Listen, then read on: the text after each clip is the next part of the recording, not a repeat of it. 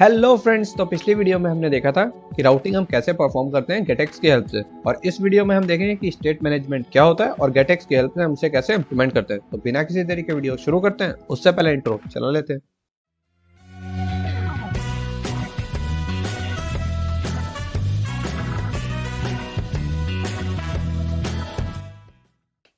तो चलिए आप समझते हैं स्टेट मैनेजमेंट क्या होता है, और उससे पहले चलते हैं अपन पावर पॉइंट में और जो भी इसका कॉन्सेप्ट है उसको डिस्कस करते हैं। उसके बाद यहाँ आके हम अपना कोडिंग पार्ट स्टार्ट करेंगे। तो चलते हैं अपने पावर पॉइंट पे।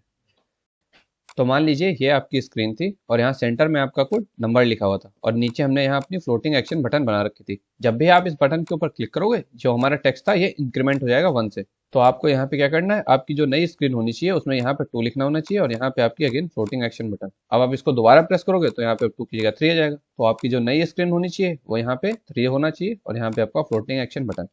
तो आप ये अचीव कैसे करोगे? देखिए आप क्या करोगे, जो हमारी फ्लोटिंग एक्शन बटन की प्रॉपर्टी होती है उसके अंदर आप अपना सेट स्टेट फंक्शन यूज कर लोगे। तो अब ये सेट स्टेट फंक्शन क्या करता है, ये हमारे विजिट को दोबारा से बिल्ड करता है। तो होगा क्या, जब भी आप इस बटन के ऊपर प्रेस करोगे आपकी वेरिएबल की वैल्यू अपडेट हो जाएगी और आपका विजिट रिबिल्ड होगा, तो आपको ये नई स्क्रीन यहाँ पे शो हो जाएगी। सेम जब आप दोबारा से प्रेस करोगे आपकी वेरिएबल की वैल्यू इंक्रीज होगी और आपका जो भी यहाँ पे विजिट होगा वो पूरा अपडेट होकर आपको नया विजिट यहाँ पे शो हो जाएगा। तो स्टेट मैनेजमेंट का मतलब क्या होता है, जो भी आपका पुराना स्टेट था, स्टेट मतलब जैसा आपका यूआई पार्ट शो हो रहा था, अगर उसमें कोई भी चेंजेस होते हैं और आपको नया स्टेट यहाँ पे दिखना शुरू होता है, मतलब नया यूआई आपको यहाँ पे शो हो रहा है, तो उसे हम बोलते हैं स्टेट मैनेजमेंट।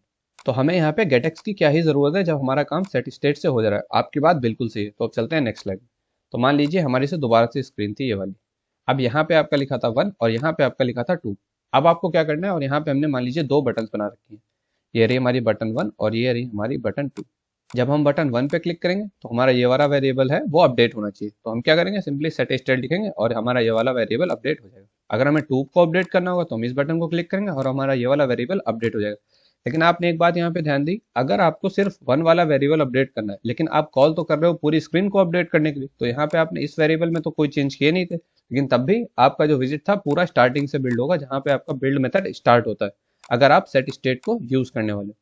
लेकिन यहाँ पे तो हमने सिर्फ 2 वेरिएबल माने। मान लीजिए आपका ई कॉमर्स एप्लीकेशन जिसमें बहुत सारे विजिट्स हमने यहाँ यूज कर रखे हैं, तो क्या अगर सिर्फ एक विजिट में हमें चेंज करना है तो क्या हम पूरे विजिट बिल्ड को दोबारा से कॉल करेंगे? इससे क्या होगा, हमारी स्पेस भी जाएगी, हमारा एप्लीकेशन भी स्लो हो जाएगा और यहाँ पे हमने बिना वजह ही अपने सारे वेरिएबल्स को अपडेट किया जिनमें अपडेशन हमें नहीं भी करना था। तो इसीलिए हम यूज करते हैं अपने गेटएक्स को। अब ये क्या करता है, मान लीजिए हम दोबारा से अपनी फ्रेश स्क्रीन बनाते हैं।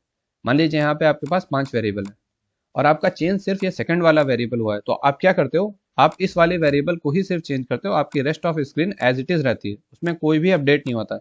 तो मतलब हमारी पूरी स्क्रीन दोबारा से रिबिल्ड नहीं हुई है, सिर्फ उतना पार्ट हमारा रिबिल्ड हुआ है जिसको अपडेट होने की जरूरत थी। ओके, तो अब चलते हैं अपने वीएस कोड में और इन दोनों एग्जांपल को समझते हैं। पहला तो अपना फर्स्ट वाला एग्जांपल जिसमें सिर्फ हमारा एक वेरिएबल होगा, और उसके बाद ये सेकंड वाला एग्जांपल जिसमें हमारे 2 वेरिएबल होंगे। तो हम इसको प्रोसीड कैसे करेंगे, स्लाइड 3 में आपको थोड़ा सा आइडिया देता हूँ। अब देखिए हम क्या करेंगे, सबसे पहले तो एक अपनी सेपरेट क्लास बनाएंगे जिसमें हम अपने वेरिएबल और जो भी हमारा फंक्शन है उसको स्टोर करके रखेंगे, और जब भी हमें इन वेरिएबल या फंक्शन को यूज करना होगा तो हम उस क्लास को कॉल करेंगे, उसका ऑब्जेक्ट बना के देन उसको यूज करेंगे। अब अगर क्लास और ऑब्जेक्ट में आपको थोड़ा सा भी इशू है तो मैं आई बटन पे आपको उसका लिंक दे रहा हूँ, आप उसको चेकआउट कर लो। उसके बाद क्लास और ऑब्जेक्ट में आपको कोई इशू नहीं आना चाहिए। ठीक है, तो अब हम अपना कंटिन्यू करते हैं। उसके बाद जो हमारी स्क्रीन 1 होगी तो वो कुछ इस हिसाब से होगी। यहाँ पे हमारा टेक्स्ट शो अप हो रहा होगा जो भी हमारा नंबर होगा, और नीचे आपको यहाँ पे एक बटन दिखेगी जिसके ऊपर आप अगर क्लिक करोगे तो हमारा जो भी ये वाला वेरिएबल होगा ये आपको अपडेटेड वैल्यू शो हो जाएगा। तो चलते हैं अपने वीएस कोड में। तो देखिए यहाँ पे मैं क्या कर रहा हूँ, एक अपने लिव फोल्डर के अंदर सर्विसेज नाम की फाइल बनाता हूँ, उसके अंदर एक क्लास और अपने वेरिएबल और फंक्शन बना लेता हूँ और देन इसको यहाँ पे यूज करता हूँ। उसके बाद अपन समझते हैं। ठीक है,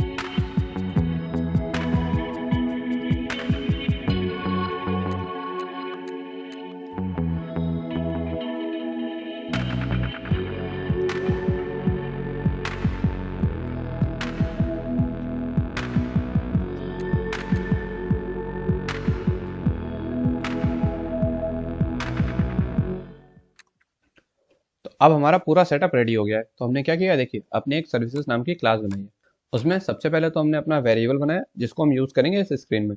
देन हमने अपना यहाँ पे एक फंक्शन बनाया जिसको हम कॉल करेंगे जब हम अपने बटन पे प्रेस करेंगे। और ये रही हमारी स्क्रीन वन। सेंटर में हमने अपना टेक्स्ट यूज़ किया है, उसके लिए हमने क्या लिखा है, सर्विसेज डॉट नम। और सर्विसेज क्या है, देखिए हमने एक ऑब्जेक्ट बनाया है, ये रहा हमारा ऑब्जेक्ट। अभी एक सर्विसेज क्लास का ऑब्जेक्ट है, ये रही हमारी क्लास का नाम और ये उसका ऑब्जेक्ट। देन हमने क्या किया, ये देखिए हमने नीचे बनाई है अपनी एलिवेटर बटन, और इसकी जो ऑन प्रेस प्रॉपर्टी होती है उसमें हमने अपना सर्विसेज डॉट इंक्रीज नाम जो हमारा फंक्शन था जो हमारी वैल्यू को इंक्रीज कर रहा था उसको कॉल अप किया। तो अब इस पूरे प्रोजेक्ट को सेव करते हैं और देखते हैं हमारे यहाँ पे टेक्स्ट और बटन शो अप होनी चाहिए। तो ये रहा हमारा टेक्स्ट और नीचे रही हमारी बटन। तो अब आप मेरे को एक बात बताइए, अगर हम इस बटन पे क्लिक करेंगे तो आपका जो सेंटर में टेक्स्ट है क्या आपको वो इंक्रीज करा हुआ शो करेगा? तो अगर हम इस बटन के ऊपर प्रेस करेंगे तो आपका जो भी नंबर है वो इंक्रीज तो हो जाएगा, लेकिन आपका यूआई पार्ट तो अपडेट नहीं हो रहा है कि आपको यहाँ पे शो। मान लीजिए हम इस बटन के ऊपर क्लिक करते हैं एक बार, तो ये देखिए हमने बटन के ऊपर प्रेस तो कर दिया लेकिन हमारा जो यूआई पार्ट था वो अपग्रेड नहीं हुआ। अब अपग्रेड किस लिए नहीं हुआ, देखिए आपने इस बटन के ऊपर क्लिक तो कर दिया लेकिन आपने इसके अंदर ये तो बताया ही नहीं है कि जब हम इस बटन के ऊपर प्रेस कर लें उसके बाद हमें सेट स्टेट चाहिए, मतलब हमारा जो भी यूआई पार्ट है वो दोबारा से रिबिल्ड होना चाहिए। तो अब हम इसको दोबारा से रिस्टार्ट करेंगे। तो अब आप देखोगे जब भी हम इस बटन के ऊपर प्रेस करेंगे तो हमारा जो सेंटर में टेक्स्ट है ये आपको अपग्रेडेड टेक्स्ट शो हो जाएगा। देखिए अब इसको करते हैं प्रेस, ये वन का हो गया 2 देन 3। अब आप इसे जितनी बार प्रेस करोगे उतनी बार आपका इंक्रीज हो जाएगा। तो ये हो गया हमारा जब हमें स्टेट चेंज करनी होती है सेट स्टेट फंक्शन की हेल्प से। लेकिन अगर हमें गेटएक्स की हेल्प से सेम फंक्शनलिटी अचीव करनी है तो उसको हम कैसे करेंगे? तो पहले चलते हैं पावर पॉइंट में और जो भी उसका कॉन्सेप्ट है उसको डिस्कस करते हैं। तो यहाँ हम लेते हैं अपनी एक न्यू स्लाइड और उसमें अपना डिस्कशन स्टार्ट करते हैं। तो ये रही हमारी न्यू स्लाइड। अब कलर चूज कर लेते हैं, देन ये अब शुरू करते हैं। देखिए सबसे पहले आपको क्या करना होता है, आपको वो क्लास बनानी होती है जिसके अंदर आपके वेरिएबल और फंक्शन स्टोर्ड है। तो ये वाला काम हमने पहले ही कर लिया था क्योंकि जो हम वेरिएबल और फंक्शन यूज कर रहे हैं वो हमारी सर्विसेज नाम की फाइल के अंदर पुट है। ठीक है, तो हमारा पहला काम तो हो गया। उसके बाद जो भी आपने क्लास बनाई है उसको आपको एक्सटेंड करना होता है गेटएक्स कंट्रोलर में। तो इसको कैसे करते हैं, कोड में देखेंगे। अभी आप बस ये समझ लो जो आपने क्लास बनाई है उस पर आपको आगे लिखना होगा एक्सटेंड गेटएक्स कंट्रोलर। उसके बाद जो भी आपकी क्लास के अंदर वेरिएबल्स हैं जिनको आपको चेंज करना है, उस वेरिएबल के बाद जैसे कि मान लीजिए आपने वहां पे लिखा था नम वेरिएबल, ठीक है, नम इक्वल टू आपने 0 दिया था। उसके बाद यहाँ पे आपको सेमी कॉलन नहीं लगाना है, यहाँ पे आपको लिखना है 0.obs। अब ये ओबीएस का मतलब क्या होता है, ऑब्जर्वेबल या रिएक्टिव। अब ये क्या होता है, आपने इस वेरिएबल को कन्वर्ट कर दिया एक डायनेमिक वेरिएबल में। डायनेमिक इन द सेंस जब भी अगर इसकी वैल्यू चेंज होगी तो ये वेरिएबल हमने जहां जहां यूज किया होगा वहां वहां उस वेरिएबल की वैल्यू चेंज अप हो जाएगी। ओके, देन हमें क्या करना होता है, अपनी मेन डॉट डॉट फाइल में आएंगे। यहाँ हम क्या करेंगे, अब जो भी हमने क्लास बनाई है उसको एक बार पुट करना होता है। अब ये पुट करने का सेंस क्या है, देखिए मान लीजिए अगर आप किसी क्लास को यूज करना चाहते हो तो आप क्या करते हो, पहले वो यहाँ पे क्लास लिखते हो, देन उसका ऑब्जेक्ट बनाते हो, देन यूज करते हो। यहाँ पे आप क्या करोगे, सबसे पहले मेन डॉट डॉट में पुट करोगे कि यहाँ पे हम गेटएक्स यूज कर रहे हैं।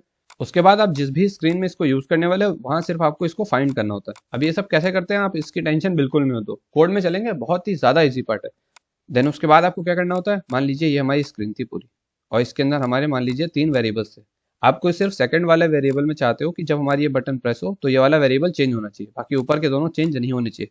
तो आपको इस विजिट को रैप करना है अपने ओबीएक्स विजिट के अंदर। उसके बाद आपका सारा काम खत्म हो गया। तो अब होगा क्या, आपने ये वेरिएबल जो नम बनाया था इसको बना दिया है अपना ओबीएक्स। तो अगर इस नम की वैल्यू कहीं भी चेंज होगी तो पूरे एप्लीकेशन में आपने जहां जहां ओबीएक्स के अंदर नम यूज किया होगा वहां वहां आपकी नम की वैल्यू इंक्रीज या डिक्रीज हो जाएगी। तो अब चलते हैं अपने कोडिंग पार्ट पे और इसको पूरा स्टार्ट करते हैं।